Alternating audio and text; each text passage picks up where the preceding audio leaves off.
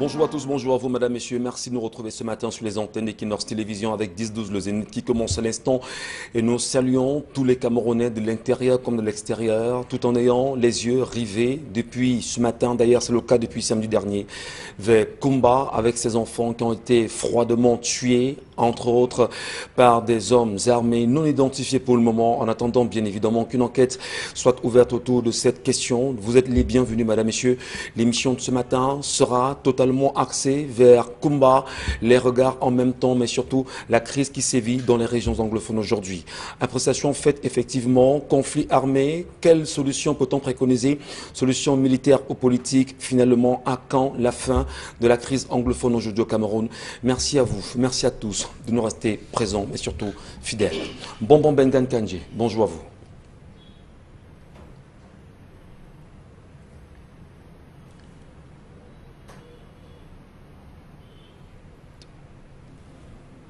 On peut bien comprendre justement, madame, monsieur, l'émoi et surtout la tristesse qui a envahi les cœurs aujourd'hui au Cameroun, les familles qui sont endeuillées, mais surtout comprendre justement le choc qui est perceptible avec le décès de ces enfants. Ils étaient une dizaine au total et aujourd'hui, selon les chiffres officiels que nous avons à notre disposition, ils sont 8 qui seraient déjà décédés justement à la suite de cette attaque perpétrée samedi dernier à Kumba.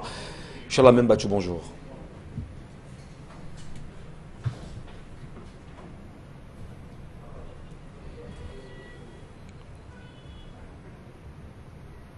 On va poursuivre avec vous, effectivement, le programme 10-12 le Zénith de ce matin. Nous saluons Karine Santia. Bonjour à vous, Karine, et bienvenue.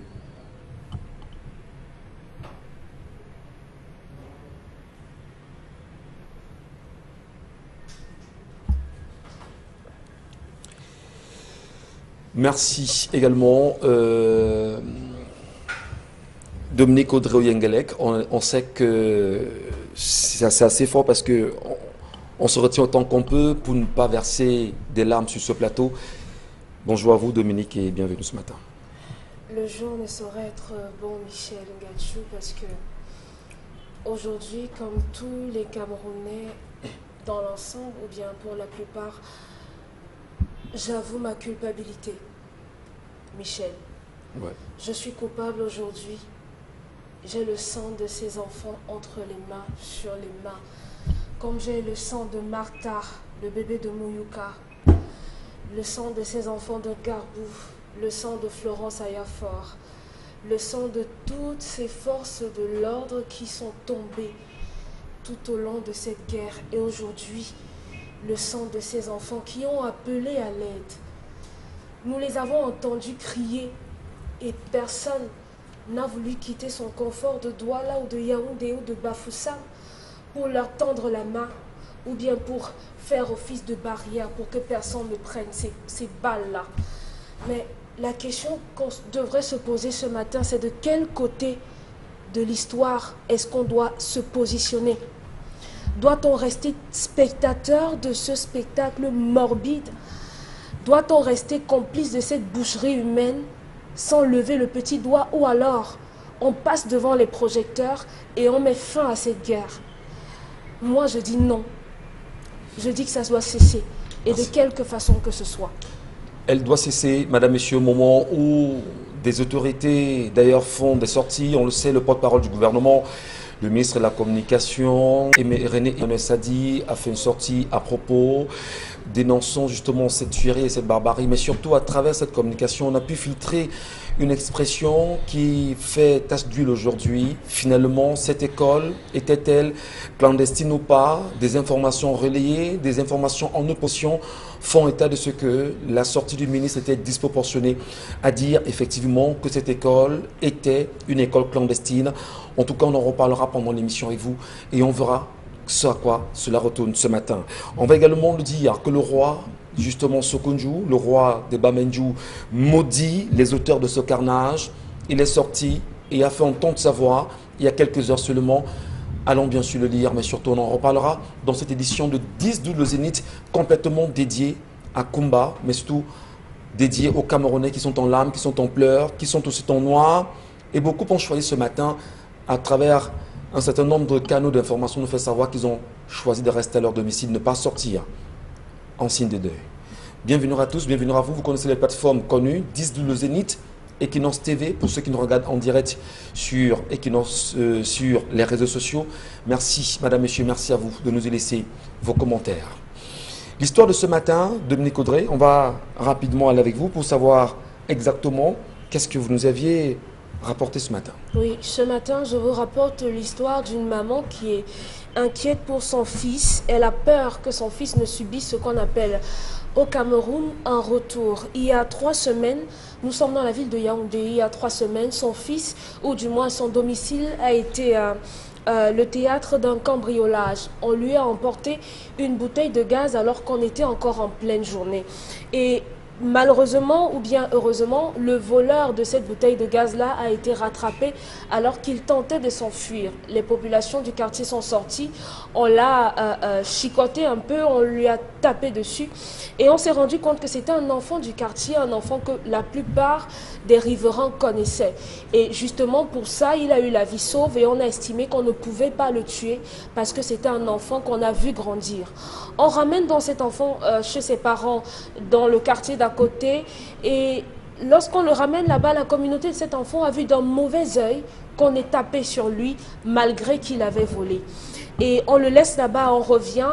Quelques jours plus tard, la famille dans laquelle il allait voler, l'enfant notamment de la maison dans laquelle il allait voler, puisqu'ils traînaient ensemble, vient dire à ses parents que maman, voilà, comme tel est venu voler la dernière fois, les gens de son quartier ont dit que je vais gérer le retour et ils vont venir le venger. La maman s'est rapprochée des autorités directes, entendez le chef de bloc, le chef de quartier. Et ceux-là lui ont dit qu'ils n'ont pas la possibilité de faire quoi que ce soit pour pouvoir protéger son fils. Alors cette maman aimerait savoir comment est-ce qu'on peut gérer une telle situation. Un enfant commet un vol, on essaye de le corriger, mais on a des gens qui se lèvent et qui estiment qu'on ne doit pas corriger cet enfant. Comment sauver son fils de cette situation? Et vous dites bien que cette maman craint pour la vie de son fils à elle, bien entendu, parce qu'elle craint également qu'il y ait ce qu'on appelle vulgairement au Cameroun un retour. Un retour justement. Et cette histoire ce matin, madame, monsieur, pose un réel problème de justice au Cameroun, effectivement, mais surtout un problème d'éducation communautaire, pourquoi pas de faiblesse liée aux autorités, entre autres administratives ou auxiliaires d'administration qui devaient les accompagner, mais surtout cette guerre qui se livre dans les quartiers aujourd'hui et à travers certaines personnes bien connues. Qu'est-ce qui peut bien justifier qu'il y ait cette dérive sociale et sociétale même d'ailleurs? On en reparle dans cette émission ce matin avec vous. On va comprendre votre point de vue. D'abord, Karine Santia, sur cette question, peut-être interpeller les chefs de quartier aujourd'hui qui devraient peut-être au mieux veiller à la sécurité dans les zones, dans ces quartiers. Vous l'appréciez comment, cette histoire de ce matin? J'apprécie cette histoire en me plaçant sur le postulat de l'échec de la justice populaire. Ça, c'est une preuve de l'échec de la justice populaire que nous décrions tout le temps. Parce qu'il n'est pas question que les uns et les autres s'abattent sur un individu parce qu'il est voleur. C'est pourquoi il y a les forces de l'ordre. Lorsque vous arrêtez un présumé voleur, vous le remettez aux forces de l'ordre et c'est à partir de là qu'il pourra être jugé. Sauf que la plupart du temps que les populations ont eu à faire cela, ils se sont retrouvés au quartier encore avec ce même voleur qui leur dit « tu as vu, tu vas voir ». Par exemple. Et c'est la raison pour laquelle les gens se disent que c'est normal, c'est tout à fait naturel pour eux de lyncher les jeunes qui sont arrêtés en plein vol ou en plein cambriolage. Maintenant, dans un autre sens aussi, il y a que si le fils de la maman marchait ou marche avec ce présumé voleur, alors son fils est sensiblement un voleur. Je vais expliquer ça en disant que dis-moi avec qui tu marches, je te dirai qui tu es. Voilà. Parce qu'on ne peut pas totalement nier l'évidence du fait que c'est certainement le fils de cette femme qui a dit à son ami quand est-ce qu'il faut venir porter la bouteille à gaz. Bon. Je suis dans les hypothèses. Très bien, d'accord. Si c'est son ami, s'ils marchent ensemble, alors il est probable qu'il soit aussi dans la bande. Du coup, il aurait pu donner à ses amis les indices pour venir faire ce vol-là. Sauf qu'aujourd'hui, il nous dit qu'il y a possibilité de faire un retour sur lui. Justement parce que certainement, ils se disent qu'il a trahi. C'est la maman qui craint justement après les menaces de son fils est venu lui dire qu'il y a des menaces. Ouais. Elle craint qu'il y ait un retour sur son fils maintenant. Justement, des représailles, justement parce que à cause du fait que c'est chez lui qu'on a volé, le bandit a été attrapé. Généralement, quand il part te voler ailleurs, on n'attrape pas. Donc cette fois-ci, on a rattrapé le bandit. Et la chance même, c'est que on l'a remis à la famille. Il y en a qui parfois, tellement on vous frappe, on vous brûle avec des roues et vous décédez carrément. Mais lui, il est encore en vie et il veut faire les retours. C'est ce qui se passe généralement dans nos quartiers. C'est-à-dire qu'un bandit arrive quelque part, seulement le fait qu'il n'ait pas réussi à commettre son forfait et qu'il a été attrapé par des jeunes du quartier, il décide avec son gang de l'autre côté de venir faire des retours. On observe ça et ça fait un peu comme une sorte de guérilla dans les quartiers. Lorsque la maman va voir justement le chef de quartier ou le chef de bloc, elle tente d'avoir une solution et que ceci soit affaibli, finalement, qu'est-ce qu'on dit? Est-ce que les auxiliaires d'administration de ce quartier devaient avoir une éventuelle police de quartier pour pouvoir veiller à ça? C'est ce qui a toujours existé en principe. Il y avait toujours des grands au quartier qui, lorsqu'il y avait des choses pareilles, c'est eux qui géraient. C'est-à-dire que le chef les faisait appel, il parlait avec eux et il trouvait un moyen de faire front contre l'ennemi qui arrive. Des comités de surveillance. Il y a eu récemment dans le quartier dans lequel je vivais un retour des jeunes qui venaient de New Bell, justement parce qu'il y avait eu un cas, une bagarre et puis il y a eu un retour dans le quartier où je vivais. Et justement, lorsqu'ils sont arrivés, c'était plus juste la personne qui était allée et a bagarré là-bas. C'était tous les jeunes du quartier qui avaient fait bloc contre eux. Donc je me dis que dans ce sens-là, il faudra que les jeunes soient mobilisés. Maintenant, le plus important aujourd'hui, c'est les forces de l'ordre parce que c'est seulement eux qui ont le droit d'utiliser la violence s'il y a la nécessité. Notamment, les forces de l'ordre doivent être impliquées. Je ne sais pas dans quel quartier c'est, mais la gendarmerie la plus proche, le commissariat le plus proche doit être saisi pour cette affaire. Ce n'est pas juste une affaire du chef du quartier. C'est pas juste une affaire du chef de quartier, Karine Sontia, vous le dites très bien, mais surtout, vous avez parlé de cette justice populaire qui semble être affaiblie aujourd'hui, mais qui n'est pas validée, qui n'est pas acceptée par les lois au Cameroun. En matière justement d'infraction, il faut toujours se rapprocher, bien évidemment, d'un commissariat ou d'une brigade, question de porter sa récrimination à ce niveau. Allez, appréciation de Dominique Audrey, justement, on parlait à l'instant de la faiblesse des autorités, mais est-ce qu'il y a également ici lieu d'interpeller les communautés qui vivent ensemble, qui cohabitent ensemble, de façon à ce que s'il y a un intrus, s'il y a un enfant qui pose des actes inacceptables, ces communautés devraient se mettre ensemble pour l'encadrer et le sortir justement de sa mauvaise trajectoire. Malheureusement, aujourd'hui, la virulence de la violence est quelque chose, c'est la chose la mieux partagée aujourd'hui. Aujourd'hui, plus vous êtes violent, plus vous êtes méchant, plus vous êtes fort, plus vous êtes bien vu. On a un enfant qui est allé voler et qui aurait pu se faire tuer. On sait tous qu'aujourd'hui, lorsqu'on attrape un voleur, ça s'ensuit d'une roue, de l'essence et c'est fini. On parle de lui au passé. Mais on a eu des gens qui ont quand même eu une once d'humanité et qui se sont dit non. Cet enfant, vraiment, après tout, c'est un voleur. Oui, c'est le nôtre. Et on ne peut pas le tuer. On peut avoir un espoir qu'il ne le fasse pas. C'est pour ça qu'on l'a remis à la famille. On aurait pu l'amener au commissariat, mais on savait que ça allait être autre chose. Il allait se retrouver en prison. Et justement parce qu'on ne le veut pas, par amour pour cet enfant-là, on a dit non. Mais on le rend à ses parents et ses parents vont trouver comment l'encadrer. Malheureusement, au niveau des parents, on voit plus la correction qu'on fait sur notre enfant comme une sorte de meurtre. Dire que votre enfant s'est mal comporté, c'est qu'on veut le tuer. Et les parents aujourd'hui, que ce soit pour cet enfant qui a volé ou bien pour ceux en bas âge, ça se voit d'un mauvais œil aujourd'hui. On estime que personne n'a le droit de dire quoi que ce soit à un enfant. C'est mon enfant, tu ne dis rien, accouche ta part, tu feras ce que tu veux. Et la conséquence c'est quoi? C'est qu'on a des enfants à la fin qui finissent par nous dépasser comme cette maman-là. Bon, moi, cette dame, incontestablement, on ne peut rien faire pour arrêter ces gens-là. peut-être, elle peut, Qu'elle disons, déménage. elle peut peut-être déménager Oui, ou qu'elle déménage. déplacer son fils Et de la maintenant- ville pour une autre ville. Et maintenant, je ne peut-être partage une pas, je ne possibilité. partage pas que le fait de marcher avec un voleur fait de nous automatiquement des voleurs. Vous savez que des amis, on en a à l'appel. On marche avec, oui, justement, on marche avec des filles qui se prostituent, mais ça ne fait pas de nous des prostituées. À part, dès qu'ils ont fini d'être des voleurs, ils existent. Des voleurs dans l'enfance ou bien dans ma jeunesse ou bien dans le quartier dans lequel j'ai grandi, j'en ai côtoyé. Mais au quotidien, lorsqu'ils se départissent de leur, je ne sais pas si c'est un métier, de leur travail ou bien de leurs besoins de voleurs, ce sont des personnes qui sont pour la plupart responsables, du moins dans la journée. Mais on condamne le vol, parce que c'est important. Bien entendu, on condamne qu'on condamne le cette vol. attitude Dans la justement nuit, ils de- le font et dans la journée, ils se présentent comme des personnes qui sécurisent le quartier et qui Malheureusement. vont le faire ailleurs. Donc, Malheureusement. cette maman, si elle veut protéger son enfant, qu'elle s'en éloigne et qu'elle contrôle au maximum les compagnies. Un enfant qui passe le temps chez vous a la facilité de savoir comment vous vous déployez.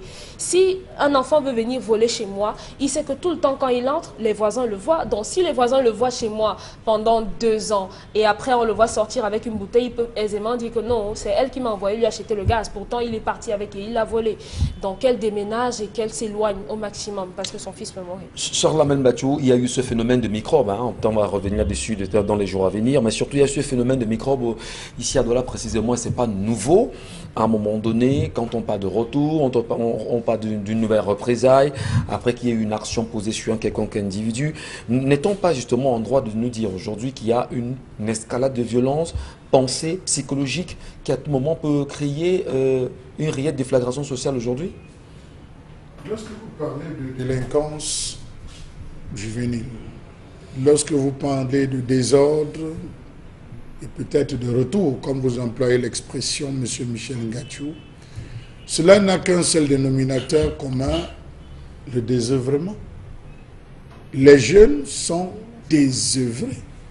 Il y a un désœuvrement à telle enseigne, M. Michel Ngatiou, que vous vous posez la question de savoir, mais bon Dieu, qu'est-ce que nous sommes, où est-ce que nous sommes en train d'aller? J'ai voulu me mettre à la place du gouvernement. Le premier responsable dans ce type d'attitude, c'est le gouvernement. Le gouvernement, et peut-être avec en prime le chef de l'État, qui a annoncé depuis 2012, 2013, 2014, 2015, 2016, la création des emplois. Vous vous rappelez, on avait franchi la barre de 365 000 emplois créés au Cameroun, alors que la France se retrouvait à souffrir. Aujourd'hui, on a plusieurs ministères qui ne se rendent pas compte que des métiers comme la plomberie, des métiers comme les cordonniers, les menuisiers, Franklin, ils sont en train de disparaître au profit de la moto qui est en train de tout appeler, et que d'ici peu, pour pouvoir avoir des individus, il faudrait soit appeler des entreprises. C'est compliqué aujourd'hui. L'administration ne se rend pas compte. Tout le monde a trouvé au Bensikin cela. Mais combien de personnes peuvent s'offrir un Bensikin? Combien de personnes peuvent travailler? Donc, M. Michel Ngatiou, faites le tour des principaux quartiers du Douala, vous allez vous rendre compte que le désœuvrement a atteint son pic. Et lorsqu'on est au quartier, il y a un petit qui nous aide. Généralement, il y a un petit qui arrive, il trouve les grands du quartier qui sont désœuvrés. Grand, prends même une, non, tu bois. Grand, prends même un bâton de cigarette, non. Grand, voilà même le pain chargé. Paye l'argent, tu prends le pain chargé. C'est ce petit qui va dehors, qui pose de l'argent, sachant qu'il est en train d'acheter la conscience de ces grands désœuvrés du quartier. Il rentre au quartier, dit aux grands, n'est-ce pas, ensemble, les grands, prenez une tournée. Mon devoir un peu payé. Prenez une tournée, 2, 3 tournées. Le petit commence à, on l'appelle président. Demain, il va poser une action à l'extérieur du quartier, on le prend. Il a eu la chance, on le bastonne, on le ramène au quartier. Les gens qui lui sont redevables moralement, M. Michel Ngatiou, disent que comment on a pu faire ça au président, notre président. Ce petit m'a sorti des problèmes, ce petit m'a aidé, il m'a donné 200, 100 francs, 1000 francs, 5000. Quand le petit dit, ah, on est à l'aise, allons venger. C'est de là, c'est le désœuvrement. Il se retrouve à aller venger. Qu'est-ce qu'elle a à faire, la mère? Vous avez des chefs, permettez-moi l'expression, M. Michel Ngatiou, des chefs de bloc que j'ai appelés chefaillons, parce qu'ils ne servent foutrement à rien. Ce n'est pas leur faute s'ils ne servent à rien. C'est l'administration qui a fait tout et tout pour les écraser. À côté de cela, il faut dire qu'il y a la bénédiction des chefs de village, parce que lorsque vous voulez poser une action, on estime que l'étranger là veut venir arracher la chefferie.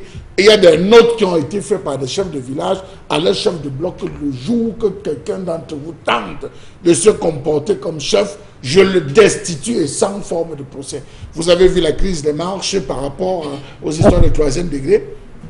Ça, sérieusement, fragiliser, M. Michel Ngatsou, l'action des différents chefs de village, chefs de quartier et même chefs de village. Donc aujourd'hui, c'est les bobos qui sont, si vous avez la chance d'avoir un bobo dans votre quartier, c'est lui qui peut saisir son ami commissaire, son ami procureur pour qu'on entende. Ce qu'elle a à faire, c'est prendre son enfant, dans un premier temps, l'exfiltrer du quartier, l'exfiltrer d'abord du quartier, l'envoyer quelque part si elle a les moyens. Si elle n'a pas les moyens, M. Michel Ngatsou, elle ne va lui dire qu'une seule chose, comme disaient certaines mamans, reste ici là, ne sors plus. Il ne faut plus qu'on sache au quartier que tu es là. Annonce même au quartier que tu as voyagé. Pendant 1 ou 2 semaines, annonce au quartier que tu as voyagé, tu laisses te cacher. Sauf, mais s'il est élève, alors ça devient encore plus compliqué. Donc là, ces situations, c'est des situations irréversibles, parce que les gens qui annoncent venir, ils ne vous disent ni le jour, ni l'heure. Le jour qu'ils vont débarquer, ils se seront rassurés qu'il est là et ils viendront faire le grabuge comme les microbes. Merci bien, Charles Amel Batiou, pour cette appréciation ce matin. Mais on va quand même dire que c'est un phénomène qui accourt aujourd'hui au Cameroun. Bonbon Bengan Kandji. Les Camerounais devraient-ils vivre dans la peur en permanence avec une situation comme celle-là? On parlait à l'instant du désœuvrement pour Charles Amel Batiou, mais surtout l'accusation qu'il portait. Le premier responsable, dit-il, c'est le chef de l'État aujourd'hui. Alors, qu'est-ce qui peut à la fois justifier ces phénomènes, mais surtout comment encadrer une jeunesse aujourd'hui à redevenir plus que jamais responsable? C'est la faillite de l'État. Charles Amel a parlé, je l'ai dit, des conséquences, mais la cause, c'est la faillite de l'État. L'État du Cameroun a failli.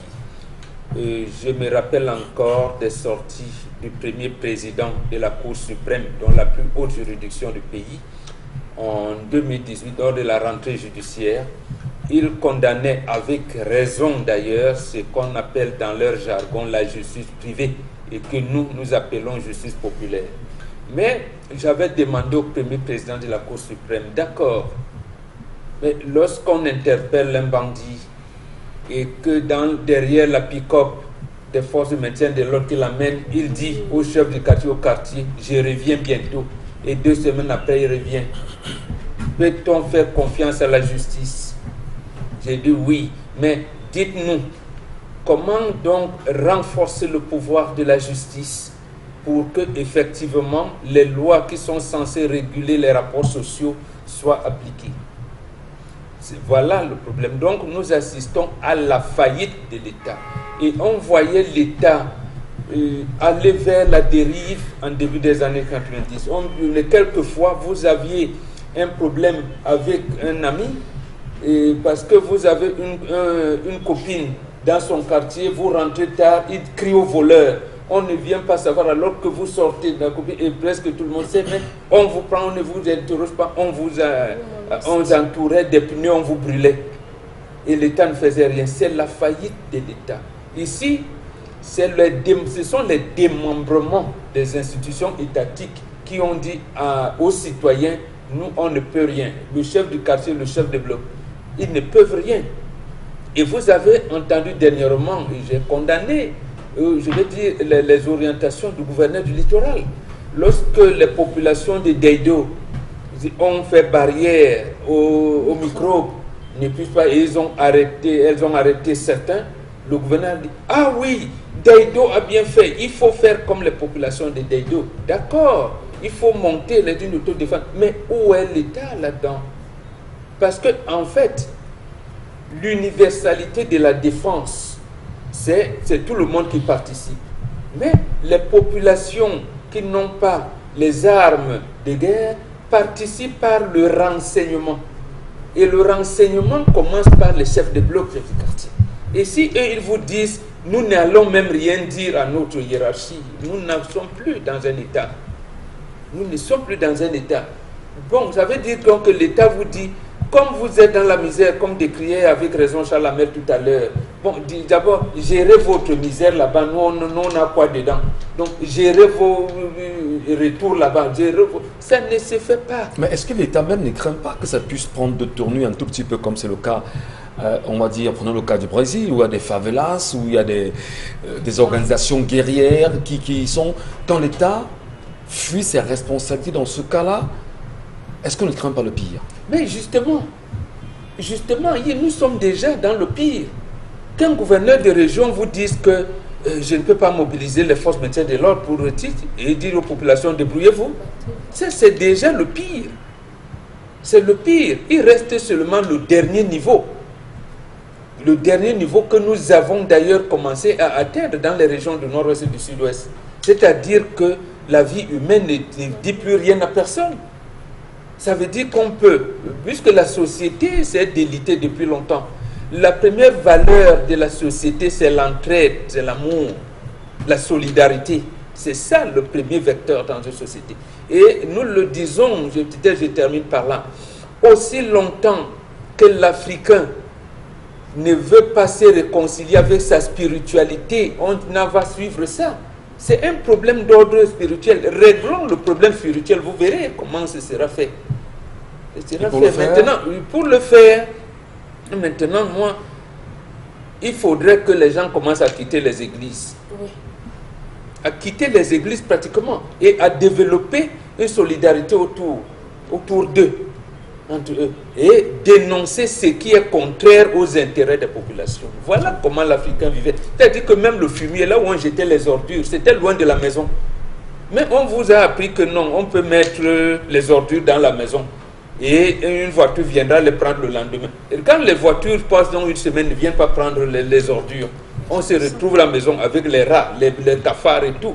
Alors que nous, notre principe est spirituel. Donc, tout est lié dedans. Il y a la science, la spiritualité, tout est dedans dans ce mouvement-là. C'est pour ça que le fumier était loin de la maison. Bel exemple, mon Bengad. Madame, Monsieur, merci à vous de nous rester présents. On va justement le dire depuis ce week-end. Même le ciel est en pleurs dans la ville de Douala. Il pleut justement depuis ce matin.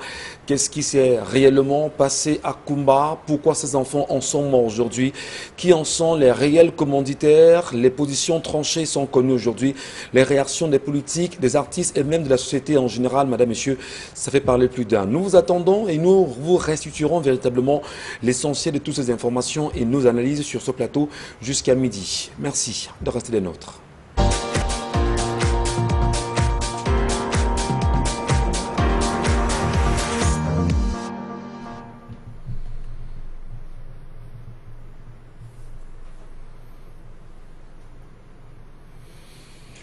Je m'interroge ce jour, malgré la douleur, sur la question d'Election Cameroun. Election Cameroun qui a choisi de devenir observateur des élections aux États-Unis. En prélude à l'élection du 3 novembre prochain aux États-Unis d'Amérique, une délégation des officiels d'Election Cameroun s'est déplacée aux États-Unis à l'effet d'observer la tenue de cette échéance d'envergure. Une demi-douzaine des membres d'Election Cameroun se sont vus délivrer le mardi 19 octobre 2020 les visas pour entrer aux États-Unis. C'est dans le cadre de l'élection présidentielle. Ils étaient contents. On pouvait voir le sourire sur les visages. Ils allaient aux États-Unis. Combien est-ce que cette mission va-t-elle coûter aux contribuables camerounais? C'est une mission de combien de jours? Ils vont être logés par qui? Qu'est-ce que cette observation va-t-elle apporter au peuple camerounais? Était-ce une improvisation ou alors une affaire tout simplement inscrite dans les missions, mieux cahier de charge de l'année budgétaire en cours? Sinon, comment comprendre que ce soit avec beaucoup d'étonnement que les Camerounais ont appris la nouvelle d'un départ imminent des représentants de l'organe en charge de la gestion des élections au Cameroun pour les États-Unis? Pourquoi les États-Unis et pas le Nigeria ou encore la Côte d'Ivoire. Pourquoi les États-Unis? S'agit-il d'une mission d'observation mandatée par le gouvernement camerounais ou une mission d'apprentissage auprès de la Commission électorale des États-Unis? S'agit-il de la recherche de nouveaux lobbying pour faire baisser la pression internationale sur le Cameroun, ou alors porter tout simplement la contribution de Yaoundé vers le candidat qu'on aura choisi? Comment comprendre que ce soit l'ambassade des États-Unis au Cameroun qui a révélé l'information lors de la remise des visas à ses émissaires de l'ECAM? Pourquoi ce n'est pas le directeur de l'ECAM qui a pris sur lui de faire connaître cette information? Quel est donc le rôle de cette institution camerounaise qui va véritablement jouer, dit-on, un tour de ce côté des États-Unis? Est-elle, et l'ECAM, un organe de proposition au Cameroun? A-t-elle le pouvoir d'inféoder, de décider, d'organiser, et peut-être même, on va le dire, de jouer dur dans le changement du code électoral au Cameroun? Le Cameroun possède-t-il les mêmes systèmes électoraux que les États-Unis? Et l'ECAM peut-il faire amender le code électoral? Qu'a-t-il fait déjà de la convention signée avec l'entreprise allemande Veridos au sujet de la biométrie dans ce pays? Où est passé le projet d'implémentation du Centre national de biométrie électorale ou encore les différents hubs régionaux? Au sortir de cette balade, l'ECAM pourra-t-elle donner les instructions ou les résultats en temps et en heure comme cela se passe aux États-Unis? Pourrons-nous avoir des tendances? Vraiment, dites-moi. Lorsqu'on sait que l'ECAM a un éloquent palmarès dans des affaires électorales, il suffit juste de se rappeler des faux observateurs de Transparency International pour comprendre de quoi je parle. Et l'ECAM, cette structure a-t-elle réussi la gestion, la mise à jour et la conservation du fichier électoral national ainsi que des documents matériels électoraux pour prétendre aller observer le scrutin de ce côté des États-Unis où la machine, lorsqu'on vote à l'immédiat, vous trempez le bulletin, ça pointe à l'immédiat et au soir, on sait dans chaque différent État qui sont en pole position. Mais au Cameroun, l'ECAM a choisi la villégiature. Bonne balade, bon congé, amusez-vous bien et au retour. La colère, bien sûr, de Charles Membachou, exprimée ce matin, madame et messieurs, à la suite de ce voyage, oui, bien évidemment, de ces membres de l'ECAM qui ont choisi d'aller aux États-Unis aujourd'hui. Des questions sont posées et des questions essentielles. Surtout, le coût de cette mission était-elle reconnue dans le cahier des charges? Annuellement parlant de l'ECAM, qu'est-ce qui a poussé cet organe en charge de l'organisation des élections au Cameroun à s'y rendre? Et des questions ont été posées. Nous tenterons bien évidemment sur ce plateau ce matin d'apporter des orientations ou des compréhensions autour de tout ceci. Mais Charles Membachou a posé un problème fondamental. Bomo Bendian Kenji, moi je commence par vous. Où en sommes-nous aujourd'hui avec le vrai projet de la biométrie initié par une entreprise allemande, effectivement? Il y a quelques temps déjà, les Camerounais attendaient effectivement que l'ECAM puisse mettre cela en place avec toute une grosse communication qu'on avait connue. Malheureusement, jusqu'à présent, ça n'a pas été le cas. Qu'est-ce que l'ECAM peut bien aller apprendre aux États-Unis? Ou du moins, qu'est-ce que l'ECAM peut apporter dans le processus justement des élections qui ont cours en ce moment aux États-Unis? Monsieur Ngatou Numba, méfiez-vous des Occidentaux. Chaque fois, je vous le dis, et la réponse qu'on me renvoie, c'est que vous-même, vous avez fait quoi chez vous? Vous vous accusez toujours les autres. Et dit, d'abord, l'ECAM répond à une invitation du secrétariat d'État, donc du gouvernement américain. Le gouvernement américain invite l'ECAM pour faire quoi? Là-bas, il s'agit d'une élection qui est considérée chez nous comme une élection populaire, mais qui a des grands électeurs. Et l'ECAM, lui, les grands électeurs, c'est pendant le Sénat et peut-être les régionales qui vont arriver. Au niveau du Cameroun? Voilà, au niveau du Cameroun. Oui, bien sûr. C'est ça qu'il a géré. Où est la similitude qu'on peut établir, je ne vois pas. Mais je vous dis, méfiez-vous des Occidentaux. méfiez-vous des Occidentaux. Ces gars, ils ont quelque chose sûrement que nous ne pouvons pas. Puisque d'abord l'information est venue de l'ambassade des États-Unis, et pas de l'ECA. Qu'est-ce qu'ils cherchent, qu'est-ce qu'ils recherchent ici? Ce n'est pas une lutte d'influence entre Américains, Français et Chinois. Pour dire, par exemple, que pour mettre dans leur CV, dans leur feuille de route, que nous aussi, nous aidons le Cameroun dans le processus électoral. Parce que, en fait, le premier acteur, si on parlait d'aide entre guillemets, c'était le programme des Nations Unies pour le développement, en fait, comme un organisme coordinateur du sous-système des Nations Unies au Cameroun. Et c'est là où on aidait et de temps en temps on sollicitait l'Union européenne. Et quand les Allemands sont venus pour proposer la biométrie, que le gouvernement du Cameroun avait d'ailleurs mis dans ses budgets, le gouvernement n'a pas voulu utiliser la biométrie et le bulletin unique. Pourquoi?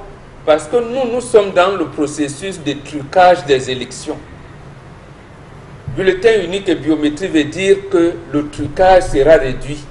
Et le Cameroun ne veut pas un trucage réduit. Est-ce que c'est ce que les Américains veulent apprendre à l'ECAM? Que non, vraiment c'est bien.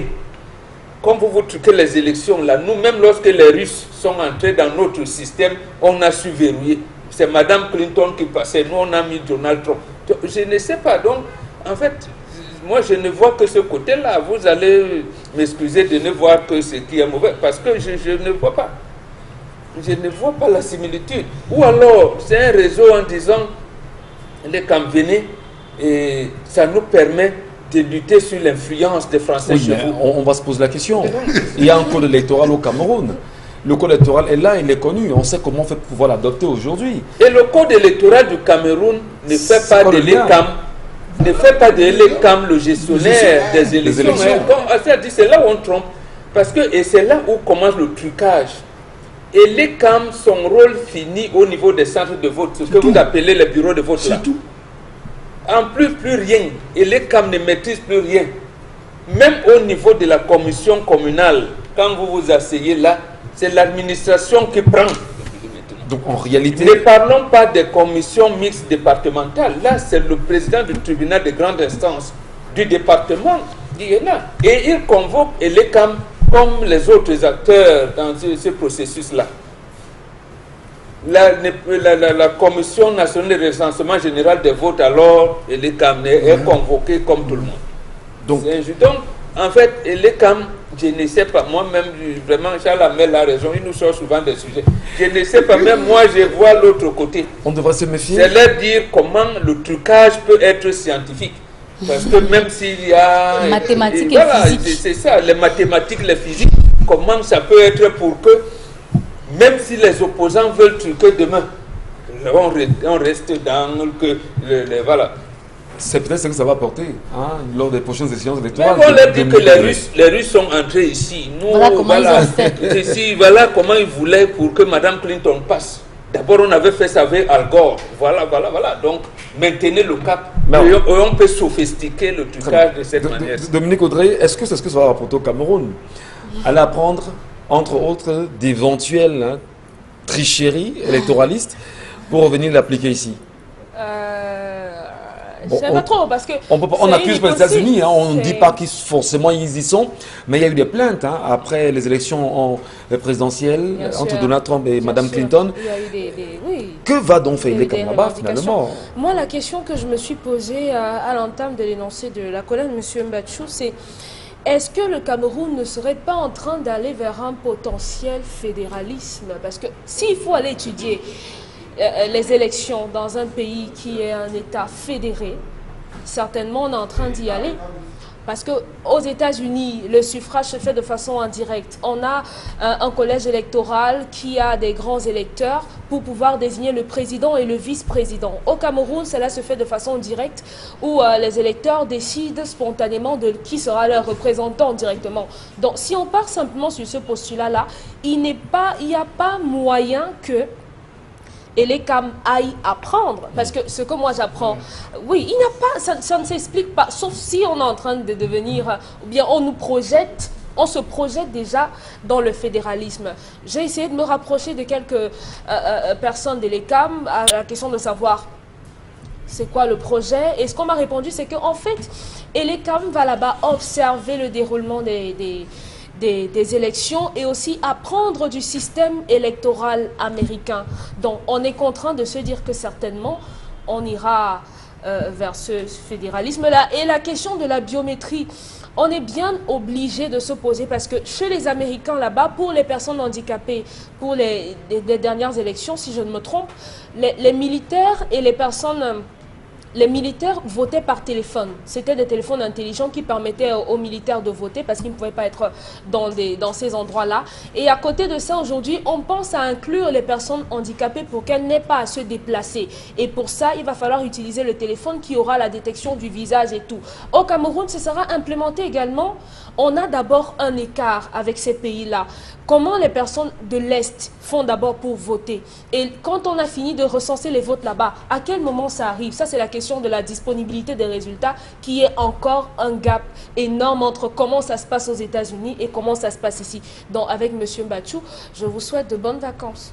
Est-ce qu'on a le droit vraiment d'être en colère lorsque l'on se rend compte que entre les États-Unis et le Cameroun, il y a un fossé réel en ce qui concerne l'organisation des élections?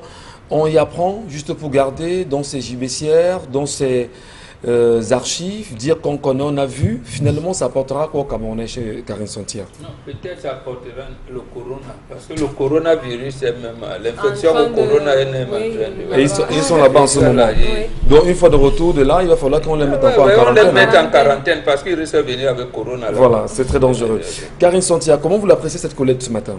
Moi, il faut d'abord partir du postulat, il faut d'abord définir ce que c'est que l'observation. Maintenant, après, on pourra comprendre quels sont les organismes généralement qui sont habilités à faire des observations dans le cadre des élections. Si on définit l'observation selon l'Institut international pour la démocratie et l'assistance électorale comme la collecte délibérée de renseignements concernant un processus électoral et la formulation de jugements éclairés sur la conduite de ce processus à partir du renseignement rassemblé par des personnes n'étant pas en soi-même autorisées à intervenir dans le processus et dont l'engagement en matière d'observation reste net. Ça veut dire quoi? Ça veut dire que si je pars de ce postulat, on peut comprendre que un observateur est un témoin oculaire d'une action. Pendant que vous mettez peut-être vos voix dans les urnes, vos bulletins dans les urnes, ils observent. Et après, ils établissent le rapport de comment est-ce que ça s'est déroulé. C'est-à-dire qu'on rédige, il y a eu taux d'abstention, il n'y a eu pas d'électeurs ici, ou encore il n'y avait pas de scrutateurs ici.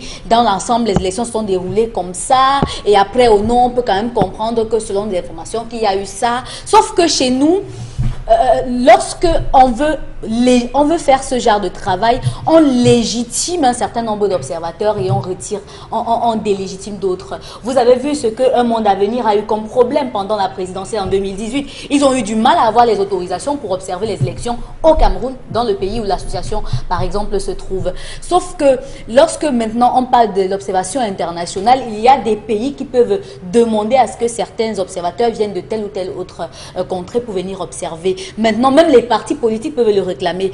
Pour ce qui concerne notamment l'ECAM, il est avéré que l'ECAM n'est pas indépendant. Parce que il est avéré que l'ECAM n'est pas indépendant. Je me base sur des faits. Si vous prenez seulement l'ECAM, la nomination du 7 juillet 2011, vous allez vous rendre compte qu'il y avait 6 personnalités qui avaient été nommées et qui justement jouissaient d'une certaine autonomie et qui, par exemple, Titi Noël Bombok, qui jouissait d'une certaine autonomie et qui sur le terrain quand même pouvait montrer qu'il est indépendant psychologiquement à travers ses faits et ses gestes. Que faisait-il? Justement, parce que lui, il était dans le comité justice et paix au sein de la conférence épiscopale nationale. Donc, on peut comprendre que lui, par exemple, il pouvait jouir d'une certaine indépendance morale par rapport à ses actions. Il y a aussi... Tel n'est pas le cas de Dorothée. Maintenant, tel n'est... Qui était la membre du bureau politique. Par exemple, il y a aussi Delphine Sanga aujourd'hui qui ne pouvait pas forcément jouir de cette autonomie morale, forcément parce qu'elle a travaillé au sein de ce gouvernement et qu'elle ne peut pas forcément faire l'unanimité. Donc, il est avéré avéré que Elekam ne peut pas faire l'unanimité déjà au Cameroun, comment Elekam va faire l'unanimité à l'extérieur? Soit c'est une entourloupe pour commencer à redraguer le gouvernement camerounais qui est déjà très en colère avec les Américains. Justement parce que le gouvernement américain. Camerounais. Américain. Non, Camerounais, parce que c'est les États-Unis qui ont annoncé même qu'il y a... Oui, justement, pour vous montrer que, voilà, en fait, non, les sorties de Tibor Nagui, là, vraiment, il ne faut pas prendre ça trop au sérieux. Il y a eu telle sortie du Conseil américain. On peut rapidement faire le lien avec les... On peut rapidement faire le lien... On peut rapidement faire le lien justement avec les élections présidentielles à venir qui mettront certainement aux prises Donald Trump et le candidat démocrate Joe Biden aujourd'hui et qui laisse croire que en ce moment il y a de la paix dans certaines régions du monde aujourd'hui parce que les camps ne savent pas exactement comment est-ce qu'ils vont s'y prendre pour l'après présidentiel.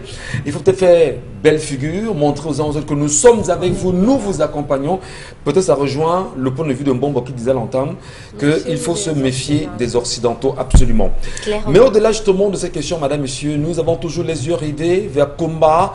Qu'est-ce qui s'est réellement passé samedi dernier dans cette école? Comment comprendre la position du gouvernement camerounais aujourd'hui? Pourquoi dire que l'école aurait été une école clandestine? Comment comprendre bien sûr ces déclarations qui font le tour de la toile aujourd'hui? Qui en est véritablement l'auteur? Sommes-nous dans une manipulation? Sommes-nous dans un fait ou pas? Comment dire et comprendre qu'il y a eu des Camerounais qui disent avoir eu l'information bien avant et que tout était bien pensé à la veille? Finalement, dans quoi nous retrouverons-nous? On en reparle, madame, monsieur.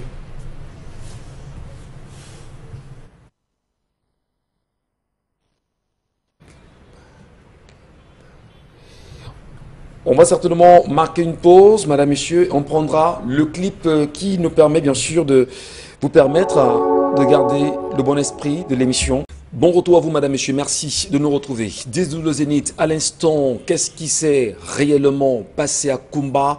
Qui sont les commanditaires? Les populations aujourd'hui demandent à avoir, bien évidemment, des comptes de ce qui s'est passé. Est-ce que l'enquête qui est dite être ouverte devrait nous donner les vrais résultats d'une enquête crédible qui puisse satisfaire tous les Camerounais? Et aujourd'hui, une guerre se livre réellement dans différents camps. D'un côté, le gouvernement camerounais accuse effectivement les Amazoniens d'être à l'origine, bien sûr, de cette attaque et de ce massacre perpétré sur ces enfants dans cette école.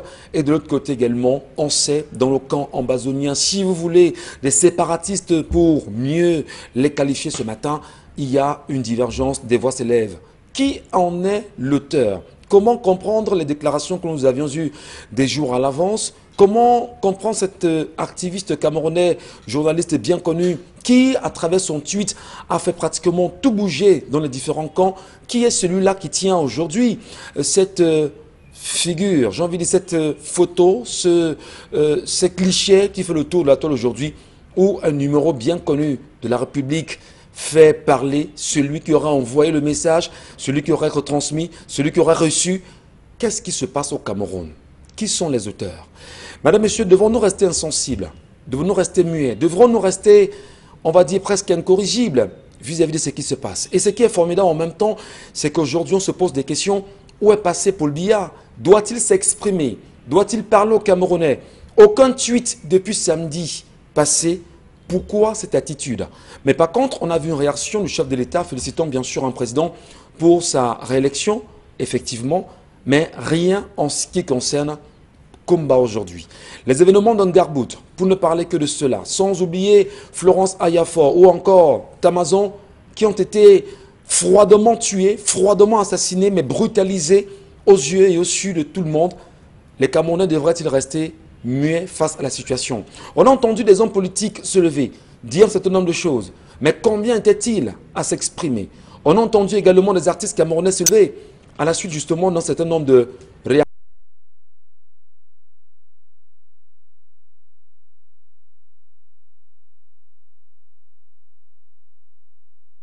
On vous lira dans un instant. Mais avant de vous lire sur la même battue, je voudrais, avec vous, tenter la réelle appréciation. Est-ce que si on avait eu Elekam de façon crédible pendant les élections de 2018, que ce soit dans la Mémé, comme c'est le cas aujourd'hui, que ce soit dans les régions anglophones, Si Elekam avait joué son rôle véritablement, sans faire une accusation ce matin, en serons-nous arrivés où nous en sommes aujourd'hui avec ces morts de trop, comme c'est le cas à Kumba? Monsieur Michel Ngachou, vous avez la réponse même dans l'ensemble des questions que vous avez posées. Elekam qui choisit d'aller observer les élections au Cameroun et ces structures qui elle-même a échoué sur l'ensemble. Elekam pouvait prendre sur elle si véritablement elle était une structure indépendante de dire je n'organise pas les élections législatives et municipales dans les zones de la région anglophone parce que, un, en termes de sécurité, il n'y a pas possibilité. Deux, en termes d'accessibilité, ce n'est pas tout le monde qui pouvait se rendre pour venir voter, M. Michel Ngachou, parce qu'on s'est rendu compte, M. Michel, que les lieux où on avait établi les bureaux de vote étaient très loin de lieux là où les populations pouvaient se retrouver. Ça, c'est le premier point. Le deuxième point, M. Michel Ngachou, et l'ECAM, qui, si elle était une structure indépendante, devait prendre sur elle de dire, nous avons promis comme force majeure aux populations la biométrie. Nous sommes allés jusqu'à signer des conventions avec une structure Veridos pour l'implémentation de cette biométrie. Mais au jour d'aujourd'hui, la biométrie, nous n'avons pas pu le faire, alors nous préférons nous retirer. Nous avons, M. Michel Ngachou, le problème des cartes d'électeurs. Il est facile d'aller se faire enregistrer. Si Elekam était véritablement une structure indépendante, il y a plein de personnes qui n'allaient plus encore souffrir de cette affaire, des cartes d'électeurs, des doublons. On n'allait plus souffrir, M. Michel Ngachou, d'avoir des erreurs sur les cartes d'électeurs. Donc, Elekam qui se lève aujourd'hui pour devenir observateur, elle va observer quoi? Elle va observer quoi, M. Michel Ngachou? Les États-Unis, je peux vous assurer, il y a 50 ans ou 100 ans d'écart entre le Cameroun et les États-Unis. Politiquement parlant. Il y a 100 ans d'écart sur le processus. Même s'il y a trucage là-bas, c'est 100 ans d'écart, M. Michel Ngachou. Au moins. 100 ans d'écart. Alors, vous avez des personnes qui vont arriver là-bas, qui vont dans un système perdu. Je dis, ils vont être perdus. Parce que M. Michel Ngachou, prenez un vendeur, un cueilleur de vin de palme au Cameroun. Pendant qu'il fait 1, 2, il monte avec le truc. De l'autre côté, un gars, il est juste accroché sur le robot, il monte avec le robot. Vous prenez des gens en Gomezap. Vous les amenez, M. Michel Ngachou, hein, aux États-Unis. Ils vont aller découvrir quoi? Ils vont être perdus. Je suis désolé, je n'ai pas une insulte par rapport à Gomezap. C'est juste que je pouvais dire Tortoyo, je pouvais dire Bibombané. Non. J'aime bien les chenilles de Gomezap. Parce que certaines personnes vont vouloir détourner déjà. J'aime bien les chenilles de Gomezap. Donc, faites attention. Bah écoutez, donc, monsieur Michel que vous aimez les chenilles ou pas, Gomezap, c'est au Cameroun. C'est au Cameroun. Très bien. Donc, monsieur Michel Ngachou, vous avez eu des personnes qu'on a mis en mission au Congo lorsque Tshisekedi devait prendre le pouvoir. Je me rappelle, Célestin Djamène, si ce n'était pas lui, Célestin Djamène n'était pas dans l'équipe, je peux me tromper, il y avait le ministre délégué, il était le ministre délégué, ou je crois Jean de Dieu Momo, l'un des deux était dans cette mission. Jean de Dieu Momo. Ils sont revenus de là. Quels sont les rapports qu'ils ont pu présenter? On a le Nigeria ici à côté, M. Michel Ngachou. L'observation. Vous envoyez des gens qui vont descendre, ils vont se balader tout simplement, M. Michel Ngachou. Et l'ECAM n'est pas un organe de proposition. Et l'ECAM n'est pas un organe de proposition. Je serais d'accord qu'on envoie les députés. Qu'on dise, ok, on envoie les députés de l'Assemblée nationale, allez voir comment ça se passe, revenir faire dans le compte rendu parlementaire qui aura lieu bientôt, ils vont, dans leur compte rendu, ils vont dire, nous sommes allés aux États-Unis, nous avons vu ça, nous proposons tel projet de loi.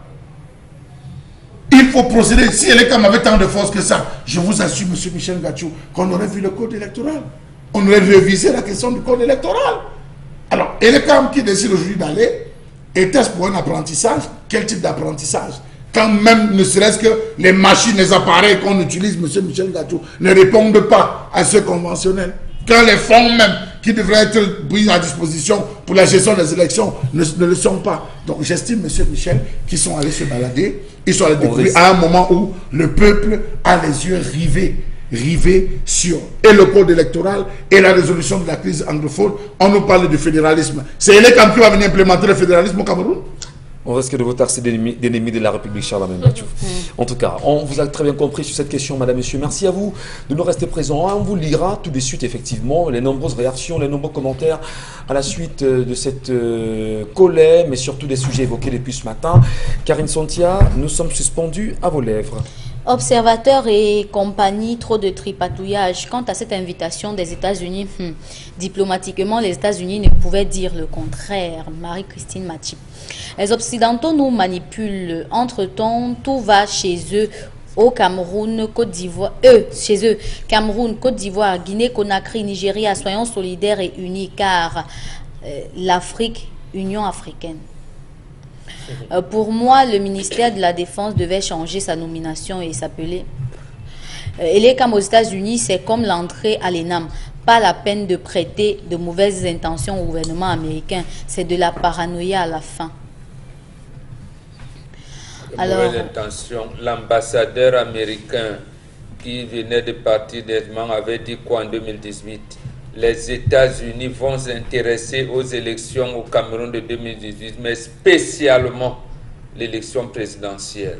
Tibor Nagé dit, après le Soudan, ce sera le Cameroun. Donc, il ne faut pas dire s'intéresse. Les États-Unis s'intéressent, mais il faudrait voir l'influence de la France dans notre pays. Donc, ils cherchent les voies d'entrée. Ne soyons pas naïfs, connaissons les jeux, les enjeux et les acteurs.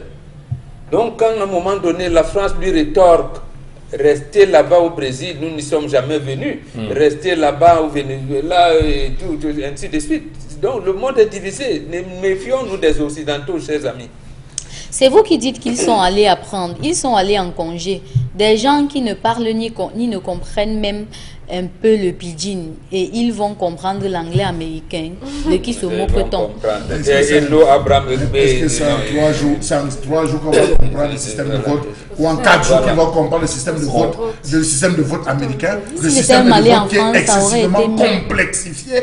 Beaucoup de Camerounais, même sont aux États-Unis, les Camerounais même qui vivent là-bas, ne peuvent pas expliquer le système électoral. Le système électoral, ce sont les Camerounais qui vont aller comprendre, c'est les Camerounais qui vont aller comprendre. Il peut y avoir sur ce l'orgueil quand même, non, ça la même. Lequel? Et même s'il y avait un point, auront-ils le courage? Même s'il y avait un point, aurait-il le courage? Comme on a vu les observateurs, les vrais observateurs disent qu'il y a eu des quoi? Mais nous, on a eu des observateurs des Transparency International ici, hein. Oui, souvenez-vous quand même. Qui nous ont proposé. Et ils nous ont dit des choses. Ils ont même pris quand même des tranches d'antenne à la télévision nationale. Et au cas où je dis encore des observateurs présentés justement par le ministère et par le ministère de l'administration territoriale. Mais ce que je vais citer, Charlemagne Mathieu, c'est que ces faux observateurs de Transparency International ont quand même pris la peine d'être présentés au cœur de l'institution qu'on appelle le journal TV sur la chaîne nationale. Voilà. Et au-delà, il a fallu justement que Transparency International vienne vous dire que nous ne nous reconnaissons pas dans cela. Est-ce qu'on peut savoir le nom des sections parties aux États-Unis? Ce qu'on sait, c'est qu'ils ne parlent même pas tous anglais. Ils ont des problèmes pour causer l'américain. Merci beaucoup. Les messages Karine. Un autre message. Vraiment, le bon sens africain voudrait que ce soit chez nos frères que nous allions voir ce qui se passe. Absolument. Non leur voyage là. Donc, il y a eu la Guinée qu'on a créée récemment. On a eu les élections en Guinée qu'on a créées. Il y a la Côte d'Ivoire qui se prépare. On a la Côte d'Ivoire, on a au Burkina Faso également, où il y a les élections qui arrivent. On a eu aux Seychelles récemment, où il y a eu un président là qui venait d'être élu. Mais finalement, on a entendu nullement une observation camerounaise. Est-ce qu'on fait des demandes pour pouvoir être observateur, ou on se propose comme observateur? En fait, les États font appel à des observateurs en fonction de leurs relations avec les pays. Donc le Cameroun n'a pas encore vu la Côte d'Ivoire, n'a pas vu le Mali. Enfin, non, peut-être que c'est la Côte d'Ivoire qui n'a pas encore fait appel au Cameroun, en principe. Ouais. Parce que c'est comme ça que ça se passe. Les États-Unis, c'est pour ça que vous avez vu que c'est l'ambassade des États-Unis qui a publié sur les observateurs camerounais qui vont aux États-Unis. Parce qu'en principe, c'est les États qui font appel. Parfois, il y a la pression d'un parti politique qui peut dire que nous, on veut les observateurs de telle autre contrée pour, n'est-ce pas, équilibrer. Sauf que c'est des gens c'est manipulable aussi, les observateurs, quand ils arrivent sur le terrain. Parfois, il y en a qui deviennent des médiateurs pour essayer de créer l'équilibre et montrer que les élections se sont passées dans de très bonnes conditions. Toujours des messages avec vous, Karine Sontia. les messages. Vous croyez qu'ils ont peur de la malédiction? Marche silencieuse pour mettre la pression et finir cette guerre. Moi, je pense qu'au pays, quand on attrape... Avec ces propositions, justement, les téléspectateurs, on parle de marche silencieuse. Oui. On a vu justement, d'ailleurs, on va revenir dans un instant avec la revue des réseaux sociaux, mais c'est pas l'occasion, n'est-ce pas l'occasion maintenant pour les Camerounais? Je veux dire, les 20 millions, les 25, les 30 millions de Camerounais, c'est pas l'occasion pour eux de se lever et dire, nous allons organiser une marche cette fois-ci pacifique, je dis bien pacifique, avec une cause noble pour demander qu'il y ait un retour de la paix dans les régions anglophones. Où sont-ils ces Camerounais? Au moment où on a besoin d'eux, on en parle. Tout est besoin aujourd'hui d'organisation. Il suffit simplement que vous, moi ou Charles Hamel disent, par exemple sur son compte Facebook, retrouvons-nous à école publique, chacun avec sa pancarte, stop à la crise anglophone. Qu'on soit simplement assis là, personne ne dit rien, ou qu'on chante, qu'on le fasse pendant des semaines, des mois. À un moment ou à un autre, les voix seront entendues. Les marches qu'aujourd'hui que les Camerounais ont initiées un peu partout peuvent porter des fruits. Peuvent porter des fruits et elles ne peuvent être que pacifiques. Parce que à part les larmes, à part nos voix, qui sont les seules armes qu'on peut avoir, les Camerounais n'auront rien. Rien du tout. Vous pensez justement que si les Camerounais se lèvent là maintenant et disent, on a vu le cas avec Charlie Hebdo en France, lorsqu'il y a eu cet attentat en France dans le journal Charlie Hebdo, oui. On a vu comment la France s'est mobilisée. Il y a eu même des chefs d'État africains qui se sont levés, qui sont allés marcher, qui ont marché aux côtés du président français François Hollande de l'époque pour dire que nous compatissons avec vous justement de cet attentat. Alors, les Camerounais ne peuvent-ils pas, et la question peut-être je la pose en fixant ma caméra en demandant, que veulent les Camerounais pour se lever aujourd'hui et revendiquer une marche pacifique comme cela a été le cas du nord au sud, de l'est à l'ouest, dans les 10 régions du Cameroun pour exiger le retour de la paix dans le Nozo et même dans l'extrême nord du Cameroun aujourd'hui. Charles Hamel Bachou, c'est une interpellation quand même qui vaut son pesant d'or. Michel Ngachou, ne vous leurrez pas. Ne vous leurrez pas. Nous ne sommes plus arrivés à des marches inutiles. Nous ne sommes plus à l'heure des marches stériles. Nous sommes à l'heure des marches productives. Mais nous devons avoir en face de nous, si nous avons en face de nous des individus compétents, des individus réceptifs, des dirigeants, M. Michel Ngachou, proactifs, je pense qu'il n'aurait même pas laissé le temps que ça en arrive. À l'heure où je vous parle, il y a des mamans qui sont en train de quitter des quartiers pour aller pleurer devant chez le gouverneur du littoral. Elles vont pleurer sur le gouverneur. Ces larmes vont servir à quoi, M. Michel Ngachou? Vous avez eu l'instance traditionnelle la plus élevée des femmes, les Takouben, qui sont sorties. Elles ont arboré leur tenue, M. Michel Ngachou, ont coulé des larmes. Elles ont porté tous les oripeaux, tous les attributs traditionnels. Ça a changé quoi? Vous avez un gouvernement de sourds, de muets, d'aveugles et d'insensibles. Alors c'est ce que nous avons. Voilà pourquoi je dis que ça ne servirait à rien à ces personnes de marcher, parce que ça ne changera rien. Monsieur Michel Ngachou, que 10 ou 15 minutes après que les cœurs soient en train de s'enflammer, vous avez ce type de réaction. C'est vous qui en parlez tout à l'heure. Ces réactions vous sortent des communications, fut-il fake ou pas, qu'on vous ressorte des conversations, fut-il fake ou pas, qu'on vous sorte. Je crois que devant le drame, monsieur Michel Ngachou, on se tait. On pleure en silence.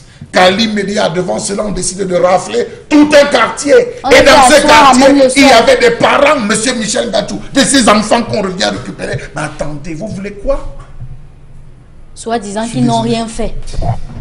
Bon, Bengan Kandji, est-ce la preuve aujourd'hui que le grand dialogue national était de nul et fait? Quoi qu'il en soit, que l'on dise bien sûr au Cameroun aujourd'hui qu'on a organisé un grand dialogue il y a un an aujourd'hui, en vue de trouver des résolutions à la crise anglophone, ramener la paix dans ces régions.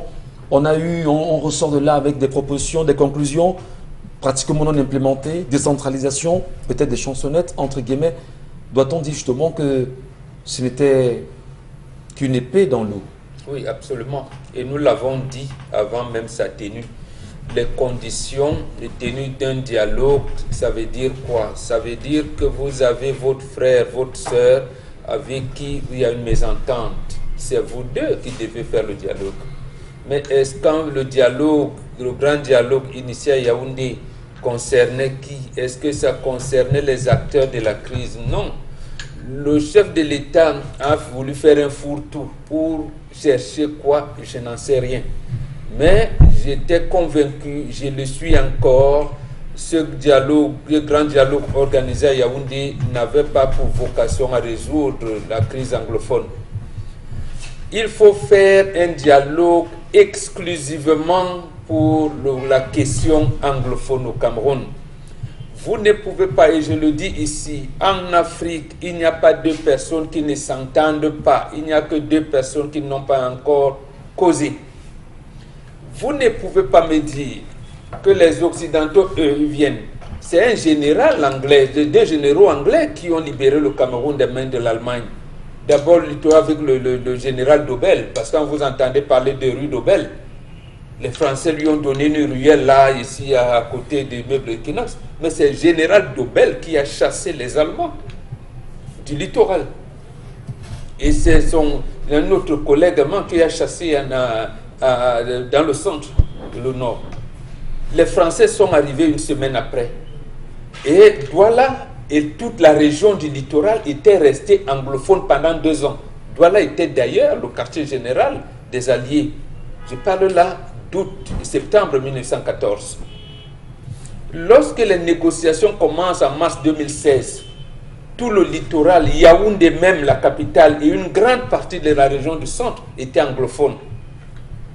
Maintenant, les Français n'ont pas accès à la mer parce qu'ils sont au Tchad et à Lubangui-Chari, que vous appelez RCA aujourd'hui. Ils négocient avec leurs frères britanniques pour qu'ils aient accès à la mer. Et c'est comme ça qu'on concède à leur donner tout ce qui est devenu francophone aujourd'hui. Bon, les autres causent sur votre sort, vous ne causez pas.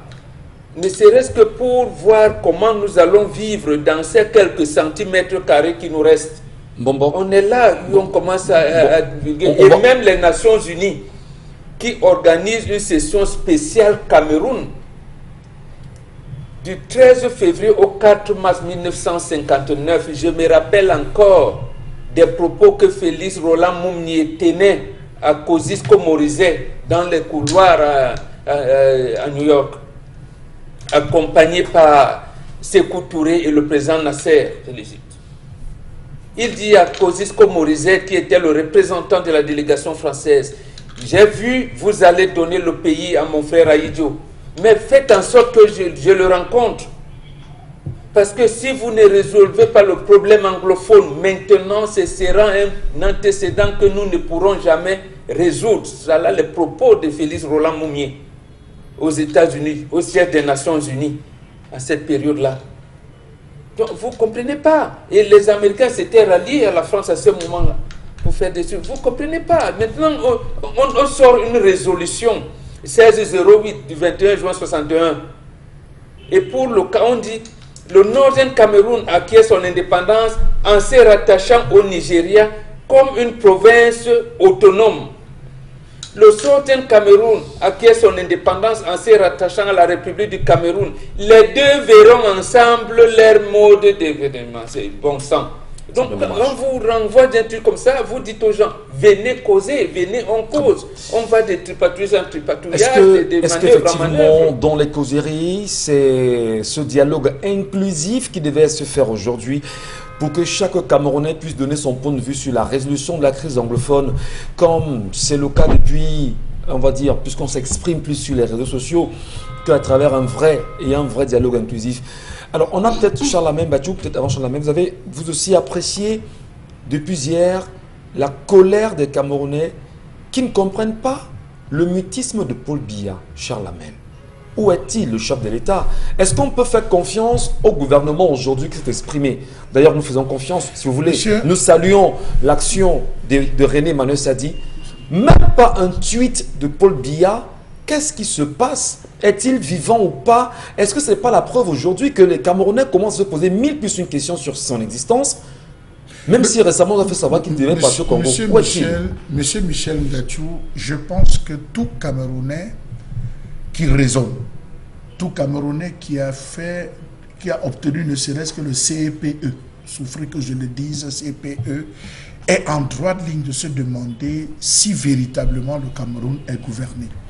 Si véritablement le Cameroun tient les rênes. Souvenez-vous, monsieur Michel Ngathou, il y a une semaine et demie, peut-être 2, je peux me tromper, un enseignant a été assassiné en France, Samuel Paty. Oui.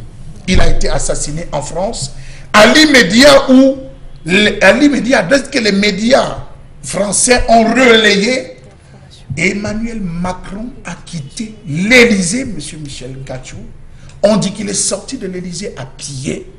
C'est devant qu'on est venu, le véhicule est venu le rattraper pour descendre sur le lieu de l'assassinat, sur le terrain.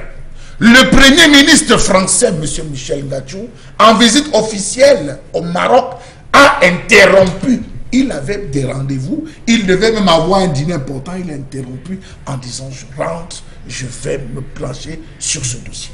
Lorsqu'il y a eu la crise de Kumba, lorsqu'il y a eu ce tragique événement à Kumba, M. Michel Ngathou, tout le monde était rivé sur la question de l'événement. Premier couac, les chaînes nationales qui vivent même, M. Michel Ngathou, des frais de nos impôts de contribuables étaient occupés ailleurs. Première chose. Parce qu'en temps et en heure, c'est un événement hautement tragique, douloureux comme dans le bout, il fallait de la réaction. Il n'y a rien. On nous apprend que le Premier ministre, M. Michel Ngathou, a convoqué une réunion de crise. Ce soir, ce même soir, oui, il y a eu une réunion de crise. Oui. Nous étions contents. On se disait, des bonnes mesures, certainement, vont être prises. Mais grande de notre surprise d'apprendre, le lendemain, que sur haute instruction, entre guillemets, du chef de l'État, une délégation interministérielle va descendre à Kumba. Mais attention, c'est quand même la région du Premier ministre. Il est chef traditionnel, M. John Gouté. Il est chef traditionnel, M. Michel Ngathou. C'est des enfants, oui. On est en train de se demander, peut-être le langage peut être décousu, mais n'a-t-il pas suffisamment de couilles en tant que chef je dis, j'ai laissé chef de gouvernement. Chef traditionnel, M. Michel Ngathou. C'est douloureux pour un père, pour chef traditionnel de perdre des enfants. Pourquoi avoir procédé à une délégation dans une république des délégations, M. Michel Ngathou? Pire. Non, c'est lui qui devait descendre. Il n'y a pas de le Premier ministre, M. Michel Ngathou, accompagné du avec sa double casquette de chef d'autorité traditionnelle et de Premier ministre. Alors, M. Michel Ngathou, je voudrais... Au moment où on se pose des questions, pourquoi c'est le préfet qui descend? On nous apprend que le gouverneur à Bangassina, il est en train de se danser, on voit des images du sous-préfet à Bangassina, du gouverneur à Bangassina. Chose grave. Une action comme celle-là se passe, vous n'êtes pas là, monsieur Michel Ngathou, à l'immédiat, vous prenez la route. Et puis, on a la dernière sortie du ministre de la communication, qui lorsqu'il arrive, il prend la parole. Et là, je le dis calmement pour que les Camerounais comprennent, au lieu de calmer le cœur de ces mamans, de cette dame, de cette famille, de cette maman qui apprend qu'elle a perdu 4 enfants, elle arrive et trouve le corps, elle s'écroule. Cette famille qui est en larmes, il nous apprend, comme Madame Nalova Lyonga, lorsqu'elle apprend que cet enseignant a été tué en Colbison, la première chose qu'elle pose, elle dit qu'il n'était pas à son poste, M. Michel Ngathou, qu'il dise le ministre de la Communication, qu'il dise M. Michel Ngathou. Et là, en colère, M. Michel Ngathou, ils disent que cette école n'était pas légal. C'est une école clandestine qui a ouvert il y a 3 semaines. Nous allons d'abord vous calmer de toutes les façons parce que on sait, être en colère à ce niveau, ça peut avoir des conséquences dangereuses pour sa santé. Et vous n'êtes pas le seul à être en colère parce que des millions de Camerounais qui nous regardent à l'instant sont tous en colère. Et nous voulons regarder le ministre de la Communication dans les yeux. Nous voulons regarder Paul Biya dans les yeux. Nous voulons qu'il parle aux Camerounais. S'il estime qu'il est le président des Camerounais, qu'il s'exprime aux Camerounais. Nous voulons entendre le premier chef du gouvernement cette question. Nous ne voulons pas voir le ministre on ne veut pas le voir. Monsieur Michel Ngathou, je suis arrivé avec, voilà la bougie et les allumettes, monsieur Michel Ngathou. Je vous dis, je suis très en colère. Je ne sais pas comment je vais les allumer. parce qu'il y a un qui peut embraser en donnant le feu, M. Michel Gadjou, il y a l'autre qui est là pour apaiser le cœur. Comment allumer ces bougies? Ça n'a aucune valeur, M. Michel Gadjou. C'est grave. On est pratiquement en larmes parce que nous avions longuement pleuré depuis le week-end dernier, depuis samedi, et on ne cesse de pleurer, peut-être pour des personnes comme nous très sensibles également. C'est un sujet qui choque tout le monde aujourd'hui, madame, monsieur. Vous êtes tous Camerounais, enfants de ce pays, enfants de cette nation, enfants de cette terre, peuple d'Afrique, peuple du continent. Que 8 enfants soient tués brutalement. Ils sont une dizaine, celui qui en a porté les attaques. On est un samedi, on sait exactement qu'en ce qui concerne le système anglophone, le samedi également, on va à l'école. Et que l'on laisse justement ces enfants à la merci de ce qu'on appellerait des bandes armées. Maintenant, bandes armées. Beaucoup ont accusé la chaîne, il faut le dire, d'être du côté de X ou du côté de Y. Mais il faut justement le dire que notre engagement, c'est de dire la vérité aux Camerounais. Nous ne nous détournerons jamais. De nous, le million, on ne prendra pas. On restera focus sur la vraie information. On est là pour travailler pour le peuple. On est la voix du peuple. On est l'expression du peuple. Et nous continuerons, et d'ailleurs nous saluons, quoi qu'il en soit, la ligne qui nous rassure et que nous aimons. Dominique Audrey, avant qu'on ne rentre, marquer une petite pause. Vous aussi, vous portez le noir ce matin. Vous portez le deuil. Comme je dis à l'entame de mon propos, beaucoup de Camerounais ont pleuré. J'ai pleuré également, mais après j'ai eu honte. J'ai eu honte parce que je me suis rendu compte que c'était des larmes de crocodile qu'on verse tous. Malheureusement, c'est comme ça. Ce sont des larmes de crocodile parce qu'on est témoin du début de cette histoire. La première fois qu'on a commencé à tuer des gens, on a eu la possibilité de dire non. Lorsque Martha, à Mouyouka, à peine 1 an, s'est fait tirer une balle en pleine tête, on aurait pu dire non. Lorsque Florence Ayafor a été tout ce qu'on lui a fait, lorsqu'elle a subi tout ce qu'elle a subi, et qu'on a tous vu, qu'est-ce qu'on a fait? On est resté avec nos rips, on a mis des photos en profil, et après chacun a vaqué à ses occupations tranquillement. Les enfants en Garbou ont eu ce qu'ils ont eu. La jeune dame a été décapitée sur la route. On en a été témoins. Aujourd'hui, ce sont ces enfants-là qui étaient en salle de classe qui ont été tués. Beaucoup d'interrogations. Il y a beaucoup de questions, le professeur, les militaires et tout. Mais aujourd'hui, les questions ne nous servent à rien. Parce que demain, ça pourrait être à Bamenda qu'on tue des enfants. Demain, ça peut être à Boya. Ça peut être à Douala, ça peut être à Yaoundé, ça peut être à Baganté, ça peut être...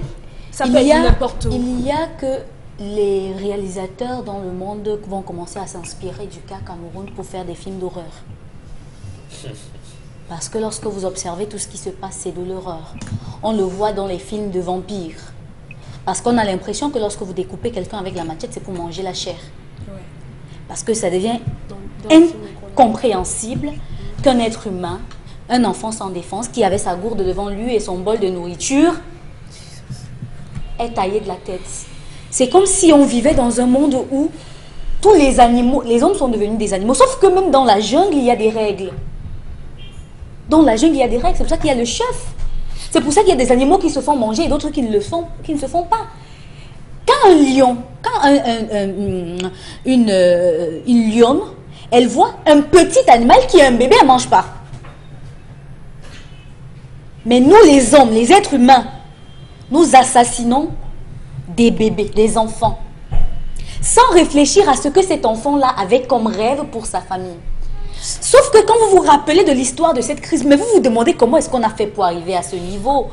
Des corporatistes se sont levés, des corporations se sont levées pour dire on a besoin de telles choses pour améliorer nos conditions de travail, nos conditions de vie et autres.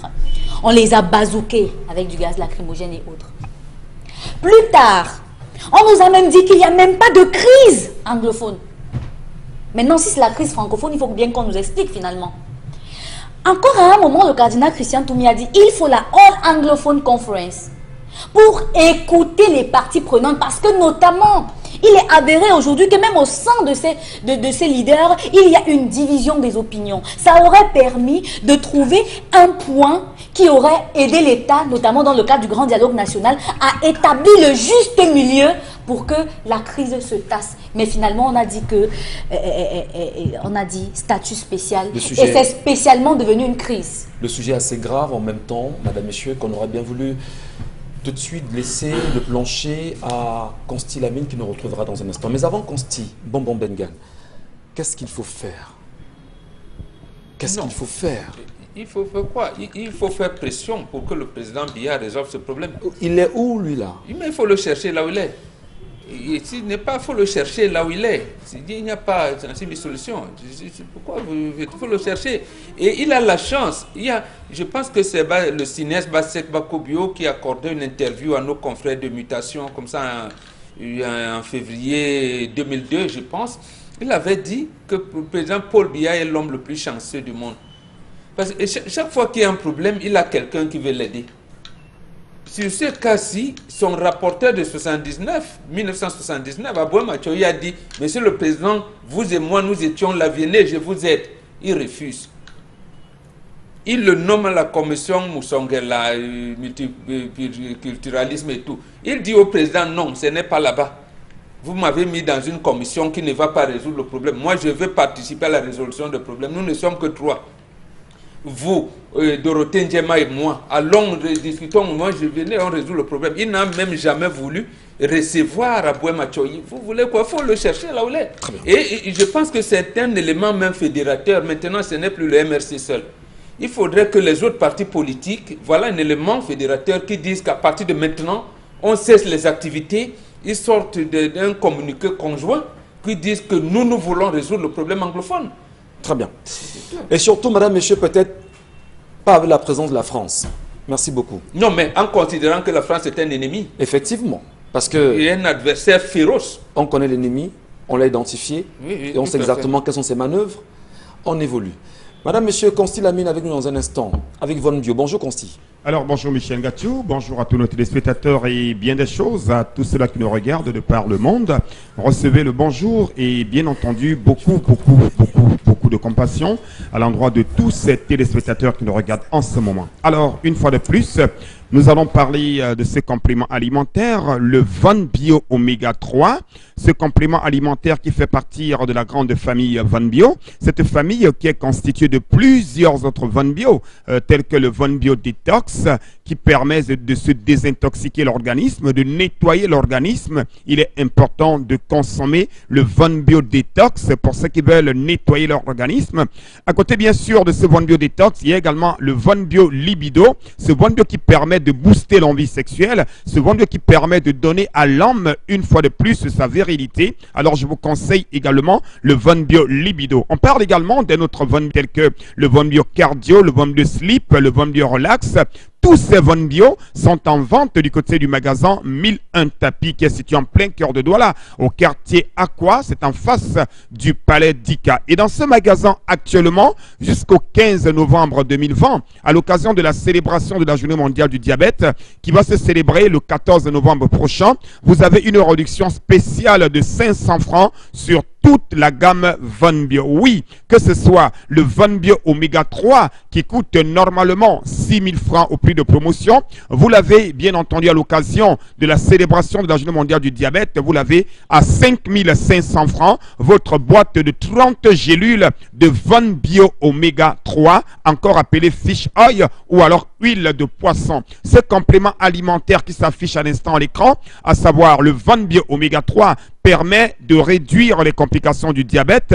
Le Von Bio Oméga 3 permet également d'assouplir nos articulations. Il permet de stabiliser notre tension. Le Von Bio Oméga 3 permet également de réguler le taux de cholestérol dans le sang. Le Von Bio Oméga 3 permet également de nous prévenir contre les maladies telles que l'Alzheimer, cette maladie liée au vieillissement. Le Von Bio Oméga 3 permet également de nous prévenir contre les AVC. Alors c'est-à-dire tout ce qu'il y a comme avantage, c'est à l'intérieur de cette boîte dans laquelle vous avez 30 gélules. Et c'est une gélule par jour pendant le repas. Et je rappelle également que le Von Bio est sans effet secondaire dans l'organisme, quel que soit le type de Von Bio, que ce soit le Von Bio Détox, le Von Bio Gastro, le Von Bio Libido, le Von Bio Oméga 3, tous ces Von Bio sont sans effet secondaire dans l'organisme. Parmi ces Von Bio, il y a un lait de toilette. Ce lait de toilette s'appelle Von Bio Lotion, un lait de toilette qui est réservé uniquement aux diabétiques. Oui, votre peau, elle est délicate, elle est fragile, elle est sensible, donc vous avez un lait de toilette uniquement pour les diabétiques qui coûte normalement 6 000 francs. C'est le prix de promotion de ce lait de toilette. Dans le cadre de la célébration de la journée mondiale du diabète, vous avez le lait de toilette Von Bio Lotion à 5 500 francs. Je rappelle que 500 francs, c'est énorme pour un produit qui coûte 6 000 francs. Donc, faire réduction de 500 francs. Il n'y a que le concept Salaka et les laboratoires Celorex pour le faire. Votre Von Bio Oméga 3, vous l'avez désormais jusqu'au 15 novembre 2020 à 5 500 francs. La boîte de 30 gélules. Profitez de cette baisse totale des prix pour acheter un nombre important de Von Bio Oméga 3. Et n'oubliez surtout pas que le magasin 1001 tapis vous permet également d'être livré, quelle que soit la ville dans laquelle vous êtes, le pays, le quartier. Nous livrons dans tout le Cameroun, donc on n'a pas besoin de se déplacer. Appelez tout simplement les numéros du magasin 1001 tapis et passez la commande de votre Von Bio Oméga 3. Et je ne saurais partir sans rappeler également à tous nos téléspectateurs qu'il y a encore la pommade contre les hémorroïdes qui est en vente au magasin 1001 tapis. Cette pommade permet d'éradiquer totalement les hémorroïdes. La voici, la pommade contre les hémorroïdes. Donc plus besoin d'utiliser n'importe quoi. Faites confiance au concept Salaka, faites confiance au magasin 1001 tapis et achetez la pommade contre les hémorroïdes. Que pour ceux qui nous regardent ce matin et qui ont choisi de nous regarder sur les réseaux sociaux à travers Facebook, on va peut-être prendre le langage qui est le vôtre très souvent, partager et envoyer les cœurs, parce qu'on sait en même temps qu'il y en a qui aujourd'hui ont choisi de signaler nos pages et c'est très dangereux. Justement, cette confiscation de l'information qui est devenue grandissante aujourd'hui au Cameroun, l'enjeu est capital. Comment sortir de la crise anglophone? Comment revenir à une paix au Cameroun? Mais surtout, comment inviter les Camerounais à prendre à bras le corps cette réalité et en sortir véritablement? Envoyez les cœurs, mais surtout, n'hésitez pas, Madame, Monsieur, de rester des notes. Karine Santia, la revue des réseaux sociaux dans un instant, et on le sait, vous nous avez fait savoir pendant la préparation de l'émission que vous restez focus sur Kumba ce matin. Oui, particulièrement. Un seul sujet, on va partir sur le massacre de ces enfants à Kumba. Ils étaient tous âgés entre 6 et 12 ans. Ils ont été attaqués par des hommes armés qui, à coups de machette, ont décapité certains, ont carrément acheté d'autres et certains ont utilisé des armes pour exécuter les enfants en pleine salle de classe à l'école Mother Francisca à Fiango, à Kumba. Et sur la toile, il y a eu tellement de réactions, notamment des réactions politiques entre les déclarations des communautés internationales.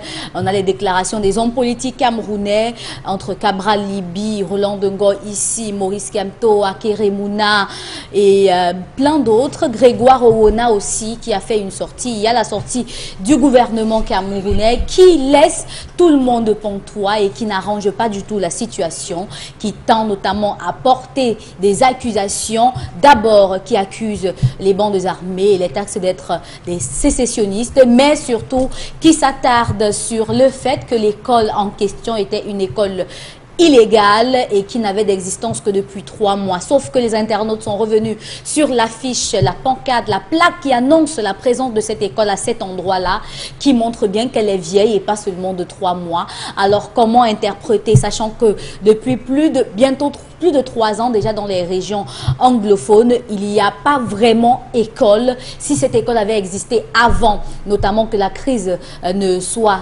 déjà perpétrée, comment expliquer aujourd'hui que cela ne fait que 3 semaines que cet établissement scolaire existe et que c'est à l'intérieur que les enfants ont été assassinés. Entre autres, il y a les citoyens qui ont été arrêtés dans les quartiers environnants, notamment de cette école, qui ont été assis à même le sol, justement parce que selon les autorités administratives, et de ce côté-là, on les accuse de n'avoir rien fait pendant les crimes. Le chef, non, le porte-parole du gouvernement a-t-il eu raison à dire ou à croire que l'école est clandestine aujourd'hui? Manquait-il d'arguments véritablement pour justifier ce qui s'est passé? Seront-ils en train de chercher des informations compromettantes de ce qui s'est passé ou on regarde en même temps de ce screenshot qui fait le tour de la toile aujourd'hui, qui accuserait bien sûr une autorité administrative dans une communication qui pour beaucoup est un fake, parce qu'en même temps, entre la manipulation et le fake, on ne sait pas exactement selon quoi se positionner aujourd'hui. Madame, monsieur, quelle analyse peut-on en faire? On sait, vous êtes des millions à avoir réagi, vous réagirez encore, vous allez certainement vous exprimer sur la question, mais il va falloir justement qu'une action soit faite pour que la paix revienne. Bonbon Bengan, lorsqu'on a un screenshot qui montre, qui permet de comprendre que la chose aurait été pensée, premièrement. Deuxièmement, qui on peut justement le dire? C'était un fait parce qu'on peut vous dire qu'il y a eu ci, qu'il y a eu ça, et que vous choisissez justement de demander à écouter la personne mise en cause, sans qu'on ne vous ouvre les portes, on retient l'information. Pourquoi prendre les Camerounais en otage de la sorte? Qu'est-ce qui se passe au Nozo? Qui sont les commandités de cette histoire? Finalement, on accuse les Ambazoniens, peut-être oui. Les Ambazoniens disent qu'ils n'y sont pour rien. Qui est donc à l'origine de ce massacre? Nous l'avons dit ici, que le ciel du Cameroun s'est assombri. Et nous avons rappelé qu'en début des années 1990, le père Menrad Hibga, de glorieuse mémoire, ne cessait de rappeler qu'il y a les buveurs de sang dans ce pays. Il y a eu Mimboman, il y a eu Nkonsamba, il y a eu.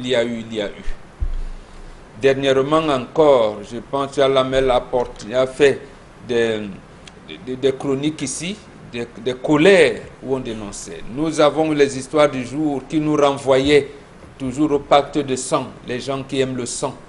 Nous sommes allés à Ezeka où on a fait des évocations. Le ciel du Cameroun s'est assombri et le sang va couler précisément parce que nous avons des dirigeants qui ne sont plus humains. Donc l'humain ne sert plus à rien pour eux.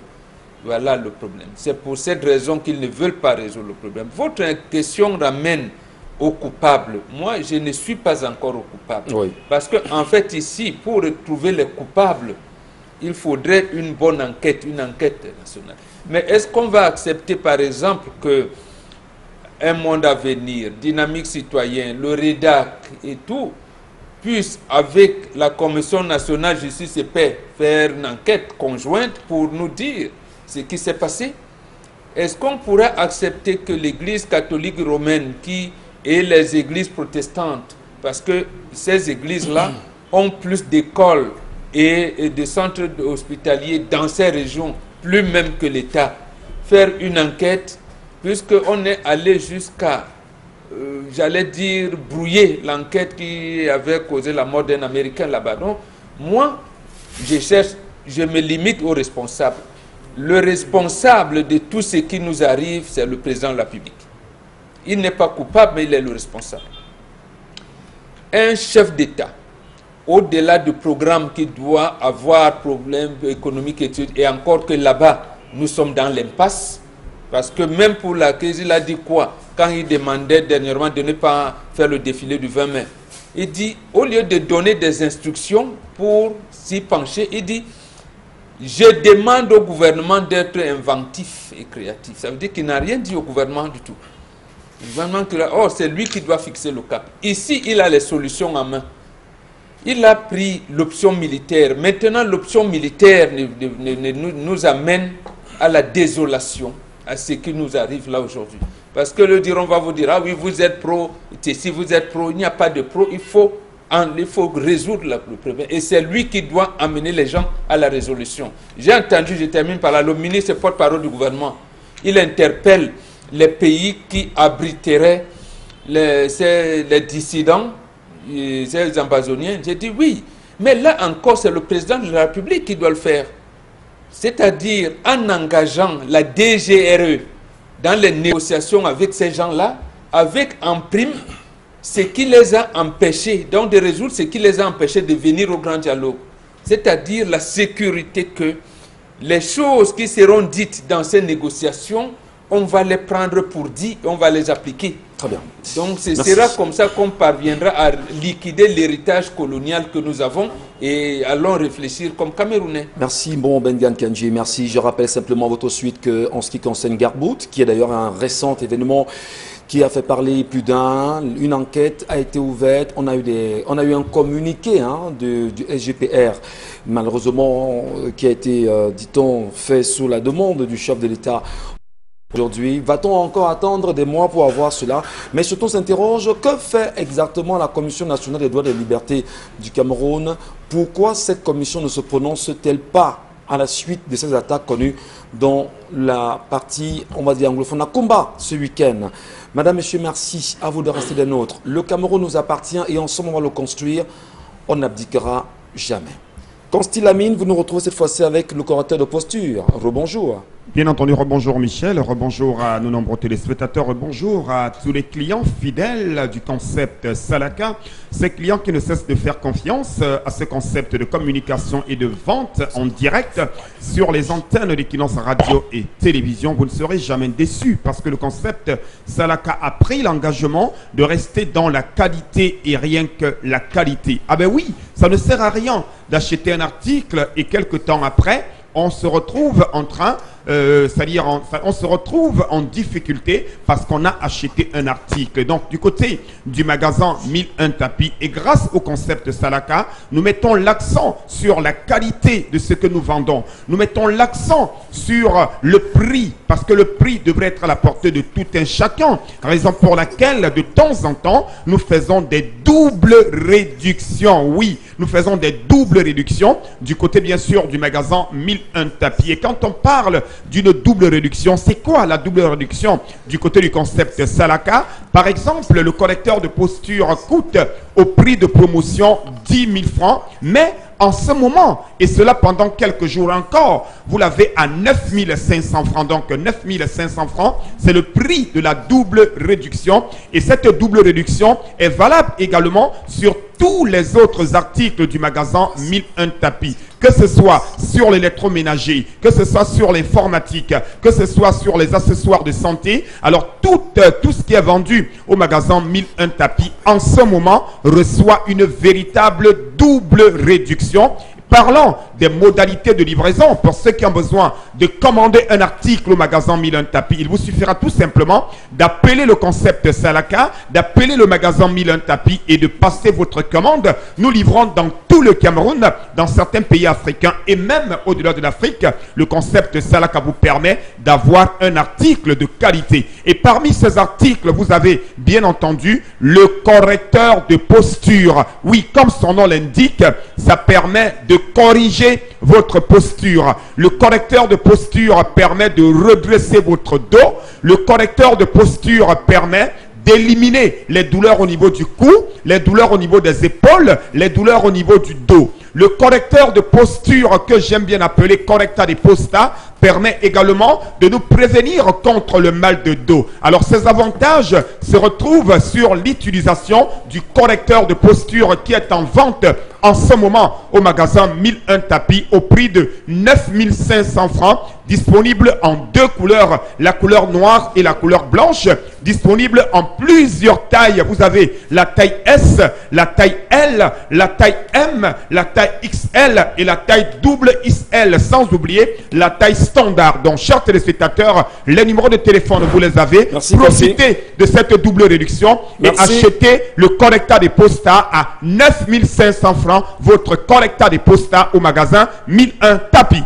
Merci beaucoup, Consti Lamine, et surtout, beaucoup de courage également à vous. Madame, Monsieur, on va se quitter. On va se quitter avec, justement, le regard vers Kumba. On va se quitter avec ces larmes, ces mamans qui pensent que tout à l'heure à midi, elles vont se rendre devant la résidence du gouverneur ici à Douala pour pleurer et demander le retour de la paix. On va se quitter en se demandant si les Camerounais resteront mieux devant une telle situation. On va se quitter encore en regardant les artistes. On va se quitter en regardant les hommes politiques. On va se quitter en regardant la presse camerounaise et nous interroger justement sur sa capacité à réagir. On va se quitter en se regardant dans les yeux en tant que Camerounais. Cher Lamine Bachou, vous tenez absolument à allumer votre bougie. Vous dites justement que cette lumière, vous la faites en l'honneur de ces enfants disparus. Il y en a encore qui sont dans les hôpitaux aujourd'hui. Il y a cette maman qui, dit-on, serait décédée après avoir appris que 4 enfants sont morts. Cette maman qui n'avait pas d'enfant et 11 ans après, elle s'est fait un enfant qui s'appelait Victoire justement, et que d'aucuns ont choisi justement de tuer. À demain. Charles Lamel, merci.